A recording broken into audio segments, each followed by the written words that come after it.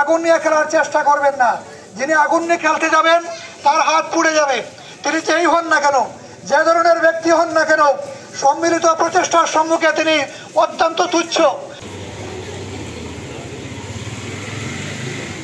জনগণের গাড়ি চেপে বসা একটি ফ্যাসিজমের বিরুদ্ধে ছাত্র জনতার আন্দোলন যখন জনগণের 18 কোটি মানুষের দাবিতে পরিণত হয়েছিল এবং সেই দাবিটুকু 18 কোটি জনগণের মধ্যে ছড়িয়ে ছিটিয়ে দেওয়ার জন্য সর্বস্তরের বাংলাদেশের জনগণ, সাংবাদিক ভাইরা এবং বিশেষ করে সিলেটের সর্বস্তরের সাংবাদিক ভাইরা যখন সংবাদকর্মী হিসাবে রাজপথে সংবাদ সংগ্রহ করতে গিয়েছিলেন, তখন সিলেটের কোর্ট পয়েন্টে সিলেটের অত্যন্ত পরিচিত সাংবাদিক, ক্রাইম রিপোর্টার, জালালাবাদ পত্রিকার সাংবাদিক আবু তোরাবকে নৃশংসভাবে জাতি দেখেছে একজন পুলিশ কনস্টেবলের কাছ থেকে বন্দুক নিয়ে তাকে গুলি করা হয়েছিল।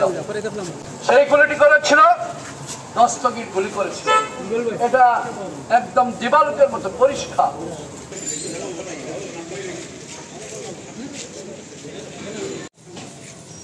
এই এসএমপি কমিশনের একজন ডিআইজি লেভেলের কর্মকর্তা, আমি আশা করব এই এসএমপি কমিশনার আমাদের এই বার্তাটি ডিআইজি মহোদয়ের কাছে যেন পৌঁছে দেন এবং আগামী 24 ঘন্টার মধ্যে আমরা হবিগঞ্জ যে পুলিশ সুপার রয়েছেন সেই পুলিশ সুপারকে আমরা আর তার অবস্থানে দেখতে চাই না।